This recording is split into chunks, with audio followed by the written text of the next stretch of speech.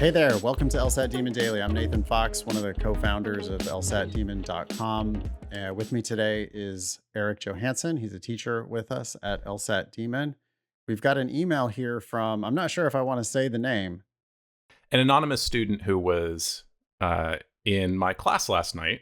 Okay. And Anonymous posed a pretty interesting question, I thought, about one of the logical reasoning questions that we ran into in class last night that had to do with false positives and false negatives in testing. So maybe we can get into that. Sure. A false positive is when a test shows up positive, but you were actually negative, right? Correct. And a false negative is when the test shows up negative, but you were actually positive. Correct. So a true positive would be it shows positive and you are positive. A true negative would be it shows negative and you are negative. There's two ways that the tests could be wrong. Telling you that you're pregnant when you aren't, or telling you that you are pregnant. Telling you that you're not pregnant when you are. Correct. Okay. And it's worthwhile to learn those and to get used to those ideas because they come up on the LSAT and just good to know about in real life as well. But 100% common sense. Yeah. Show me a person who does not know that that's true in real life.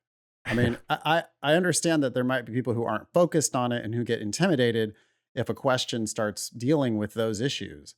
But you guys know that a COVID test could show that you have COVID when you don't. It could show that you don't have COVID when you do. Everyone knows that. Little kids know that. I mean, maybe not real little kids, but like high school kids know that. Probably junior high kids know that. It's true. It's part of life. It's a fact. It's not like this is any new, like oh boy, I didn't study this stuff. I don't think you need to. No. So using the COVID test as an example, I'll just give a version of the LR question that we ran into last night. There is a COVID test, which is for anybody who has COVID, it will 100% of the time correctly say that they have COVID. Okay. So if you have COVID and you take the test, it will definitely show that you were positive for COVID. Test could be completely 100% worthless. Okay. Because the rest of the argument goes on to say, I just took the test and I came up positive. Therefore, I must have COVID. Yeah. So you're ignoring like the data that you're reporting. You're telling me that the test always shows positive if you're positive. Correct. But I don't know what it shows when you're negative. You didn't say that it's accurate on people who are negative. You just said it's accurate on people who are positive. Mm-hmm. And one way that I could make a similar COVID test is I could write on a piece of paper positive, and then you come up and ask me, do I have COVID? And I go positive. Because that would be 100% accurate on the people who do have COVID. Mm-hmm. So that's the reason why I immediately said that test could be completely worthless. Mm-hmm. You were only telling me what happens when you test someone who is positive and then it shows positive. It could be a false positive. It could be false positives every time. Right. I mean, the test might do my sheet of paper example. I'm not even testing you. I'm just saying positive. Right. And I will be right if you have COVID. Right. 100% of the time, I'll be right if you have COVID because I'm going to say you have COVID 100% of the time. But I'm going to have tons and tons of false positives because almost everybody doesn't have COVID. So I would be, false positives would be my problem. Yep. All of this is super important and useful to know. Yes. The thing which Anonymous suggested, and I had never really articulated this flaw or this way of thinking about this issue in this way, but Anonymous framed this as a sufficient versus necessary issue. I wanted to hear your thoughts on that because I've never really talked about false positives and false negatives in that context of mistaking sufficient for necessary or vice versa. But I think you can. I just wonder if that's how you would frame this or if it's worthwhile to talk about it in that way.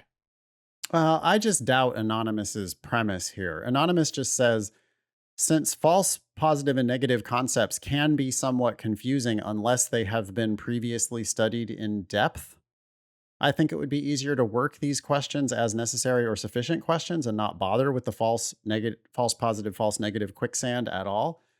I disagree with this assumption that you need to have studied it in depth. Mhm. I mean, If you listen to this conversation and you didn't figure it out, send an ask button request in and we'll straight sort you out. But probably just from this discussion about COVID tests, you get it. You know what false positives and false negatives are. yeah, if I had a piece of paper that said negative on it and I showed that to everybody who took the test, then there would be tons of false negatives. Yeah. If I had a piece of paper that had positive on it and I showed that to everybody, then I'd have a 100% rate on true positives, but I'd have a terrible time with false positives. Hmm. If I had the negative paper, then I would have 100% on true negatives, but I'd have a ton of false negatives. Hmm. If you Yep. understand that example, then I think you understand everything there is to know about false positives and false negatives. So I don't know why we wouldn't just teach that concept because it's useful anyway instead of trying because I don't see how Anonymous wants to shoehorn this in as necessary and sufficient. Well, here's how I would explain it. Given this test that always reports positive, if you are positive for COVID, then you will necessarily test positive. But testing positive for COVID, you don't Sure. necessarily have COVID. Sure. Yeah. But I think it's still worth thinking about even if the test is only 95% accurate or something.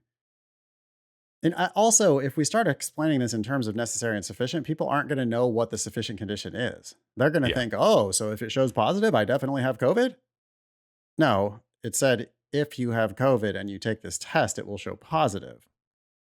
Yeah, I don't know. Yeah, I tend to agree with you. I wanted to pick your brain on it Okay. because Yeah. it was novel to me. I'd never thought of this false positive, false negative issue in terms of sufficient and necessary.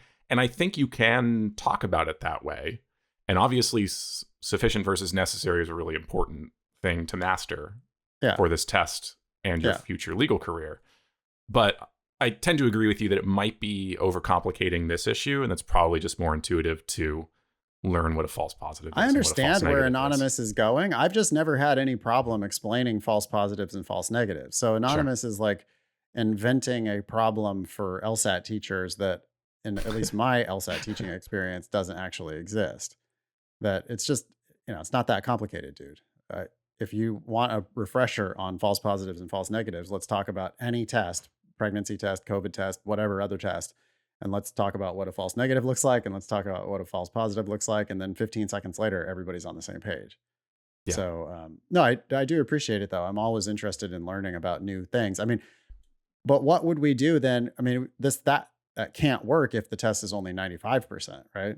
Because now it's no longer sufficient Right. in any case or necessary in any case. And the other examples of questions involving false positives and false negatives that I can think of, like you remember the cocaine test one? Uh-huh. More difficult because it is not absolute 100%. like that. Yeah. Oh, interesting. I'm glad you brought it to us anyway. Sure. If you would like to bring us an interesting question or share some LSAT or law school admissions news, you can always email daily@lsatdemon.com. Thanks for listening.